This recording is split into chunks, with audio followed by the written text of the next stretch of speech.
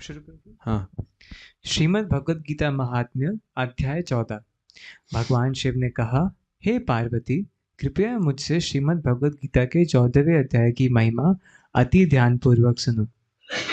सिंहल द्वीप में विक्रम बेताल नाम का एक राजा था। Nothing to do with the Vikram Betaal which you no.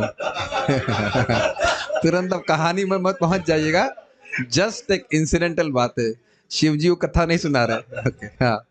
एक दिन जब वह शिकार के लिए वन को जा रहा था तो उसने अपने पुत्र तथा 2 शिकारी कुत्तों को अपने साथ ले लिया। जब वह वन में पहुंचा तो उसने एक कुत्ते को एक खरगोश का पीछा करने के लिए छोड़ दिया।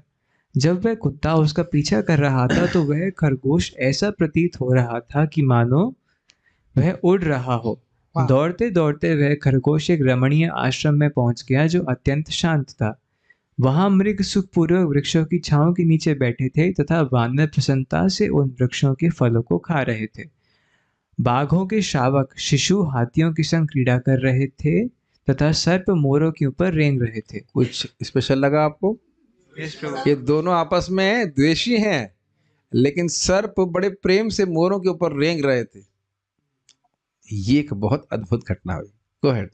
इस वन में महान ऋषि वत्स रहते थे जो श्रीमद् भगवद गीता के 14वें अध्याय के पाठ के द्वारा भगवान श्री कृष्ण की आराधना करते थे। सेकंड पॉइंट, ये जो हम अभी पाठ का उच्चारण, भगवान गीता के पाठ का उच्चारण करेंगे, इससे भगवान की आराधना होती है। और इसी में कंटेक्स्ट में याद रख लीजिएगा, वांग मात्रेण पूजितम न तु बाह्य परिचर्या आदि अपेक्षकम।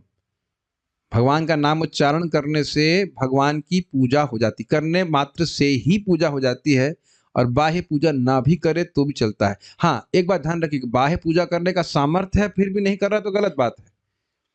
लेकिन मंगल आरती दीप अब दीप है और कहे नहीं बाह्य पूजा दिन अपेक्षकम, पूजा करने की जरूरत ही नहीं, ऐसा नहीं बोल रहे हैं। अब नहीं है, केवल हरे कृष्ण मंत्र कर रहा है तो वह भी पर्याप्त है। तो थोड़ा सा बैलेंस करके समझ लीजिएगा। तो ये नहीं है कि हम ऐसे ही आप लोगों के मतलब थोड़ा सा वजन घटाने के लिए प्राणायाम करा रहे हैं, नहीं, इससे भगवान की आराधना होती है, ये समझना होगा। यस। महाराज वत्स के आश्रम के निकट उनका एक शिष्य श्रीमद् भगवद गीता के 14वें अध्याय का पाठ करते समय अपने चरण धो रहा था, अतः उस स्थान की भूमि गीली हो गई थी। तभी वहां वह खरगोश दौड़ते हुए आया और कीचड़ में फिसल गया। तत्काल ही उस खरगोश को एक स्वर्गीय देह प्राप्त हो गया तथा एक विमान नीचे आया और उसे उठाकर स्वर्गीय लोक में ले गया। कुछ क्षण पश्चात वह कुत्ता उस खरगोश की कोच में वहां आया और वह भी कीचड़ में फिसल गया और उसने उस कुत्ते के शरीर को त्याग कर दिया और एक स्वर्गीय शरीर प्राप्त किया तथा उसे भी स्वर्गीय लोकों में ले जाया गया। यह सब देखकर महाराज वत्स का शिष्य हंसने लगा। राजा विक्रम बेताल उन मनोरंजक घटनाओं को देखकर उस ब्राह्मण से पूछते हैं, यह कैसे संभव है कि खरगोश तथा कुत्ता मेरे नेत्र के सामने स्वर्ग चले गए? उस ब्राह्मण ने कहा, इस वन में वत्स नामक एक महान ऋषि हैं जिन्होंने पूर्णतया अपनी इंद्रियों को जीत लिया है। वे सदैव श्रीमद् भगवद गीता के 14वें अध्याय के पाठ में लगे रहते हैं। मैं उनका शिष्य हूँ तथा उनकी कृपा से मैं भी सदा श्रीमद् भगवद गीता के 14वें अध्याय के पाठ में संलग्न रहता हूँ। किसके चरण से उद्धार हुआ था? किसके चरण की तरफ से उद्धार हुआ था? शिष्य के। गुरु महाराज से मिले भी नहीं। यस। उसके कारण जब खरगोश तथा कुत्ता उस कीचड़ में फिसल गए जो मेरे पैरों को धोने वाले जल के कारण हो गया, जिससे इन दोनों ने उच्चतर लोगों को प्राप्त किया। अब मैं तुम्हें बतलाऊंगा कि मैं क्यों हंस रहा था। महाराष्ट्र में प्रतुधक नामक एक नगर है। केशव नाम का एक ब्राह्मण वहां रहता था। वह मनुष्यों में सर्वाधिक क्रूर था।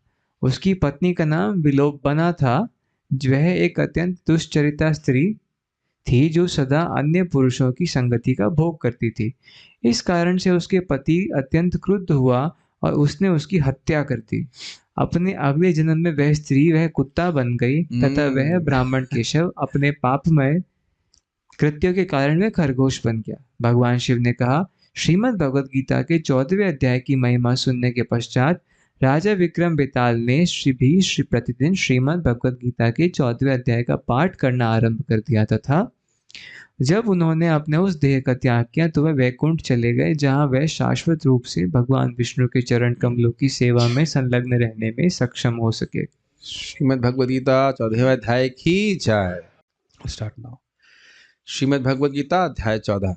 श्री भगवान उवाच परम भूयः प्रवक्ष्यामि ज्ञानानां ज्ञानमुत्तमम् यज्ञात्वा मुनयः सर्वे परां सिद्धिमितो गताः इदं ज्ञानम् उपाश्रित्य मम साधर्म्यमागताः सर्गेऽपि नोपजायन्ते प्रलये न व्यथन्ति च मम योनिर्महद् ब्रह्म तस्मिन् गर्भं ददाम्यहम् सम्भवः सर्वभूतानां ततो भवति भारत सर्वयोनिषु कौन्तेया मूर्तयः सम्भवन्ति याः तासां ब्रह्ममहद्योनिरहं बीजप्रदः पिता सत्वं रजस्तम इति गुणः प्रकृतिसम्भवाः निबध्नन्ति महाबाहो देहे देहिनमव्ययम् तत्र सत्वं निर्मलत्वात् प्रकाशकम् अनामयम् सुखसंघेन बध्नाति ज्ञानसंघेन चानघ रजो रागात्मकं विद्धि तृष्णासंगसमुद्भवम् तन्निबध्नाति कौन्तेया कर्मसंगेन देहिनम् तमस्तु अज्ञानजं विद्धि मोहनं सर्वदेहिनां प्रमादालस्य निद्राभिस्तन्निबध्नाति भारत सत्वं सुखे संजयति रजः कर्मणि भारत ज्ञानमावृत्य तु तमः प्रमादे संजयत्युत रजस्तमश्चाभिभूय सत्वं भवति भारत रजः सत्वं तमश्चैव तमः सत्वं रजस्तथा सर्वद्वारेषु देहेऽस्मिन् प्रकाश उपजायते ज्ञानं यदा तदा विद्याद् विवृद्धं सत्वमित्युत लोभ प्रवृत्तिरारंभ कर्मणाम् अशमः स्पृहा रजस्येतानि जायन्ते विवृद्धे भरतर्षभ अप्रकाशो प्रवृत्तिश्च प्रमादो मोह एव च तमस्येतानि जायन्ते विवृद्धे कुरु नन्दन यदा सत्त्वे प्रवृद्धे तु प्रलयं याति देहभृत् तदोत्तमविदां लोकान् अमलान् प्रतिपद्यते रजसी प्रलयं गत्वा कर्मसङ्गीषु जायते तथा प्रलीनस्तमसि मूढयोनिषु जायते कर्मणः सुकृतस्याहुः सात्विकं निर्मलं फलं रजसस्तु फलं दुःखम् अज्ञानं तमसः फलम् सत्त्वात् संजायते ज्ञानं रजसो लोभ एव च प्रमादमोहौ तमसो भवतो ज्ञानमेव च ऊर्ध्वं गच्छन्ति सत्त्वस्था मध्ये तिष्ठन्ति राजसाः जघन्यगुणवृत्तिस्था अधो गच्छन्ति तामसाः नान्यं गुणेभ्यः कर्तारं यदा दृष्टानुपश्यति गुणेभ्यश्च परं वेत्ति मद्भावं सोऽधिगच्छति गुणानेतान्यतीत्ययतीन् देहि देह समद्भवान् जन्म मृत्यु जरा दुःखैर्विमुक्तो मृतमश्नुते अर्जुन उवाच कैर्लिङ्गै स्त्रीन् गुणान् एतान् अतीतो भवति प्रभो किमाचारः कथं चैतान् स्त्रीन् गुणान् अतिवर्तते श्रीभगवान् उवाच प्रकाशं च प्रवृत्तिं च मोहमेव च पाण्डव न द्वेष्टि सम्प्रवृत्तानि न निवृत्तानि काङ्क्षति उदासीनवदासीनो गुणैर्यो न विचाल्यते गुणा वर्तन्त इत्येवं योऽवतिष्ठति नेङ्गते समदुःखः सुखः स्वस्थः समलोष्टाश्मकाञ्चनः तुल्यप्रिया प्रियो धीरस्तुल्यनिन्दात्मसंस्तुतिः मानापमानयोः तुल्यस्तुल्यो मित्रारिपक्षयोः सर्वारंभ परित्यागी गुणातीतः स उच्यते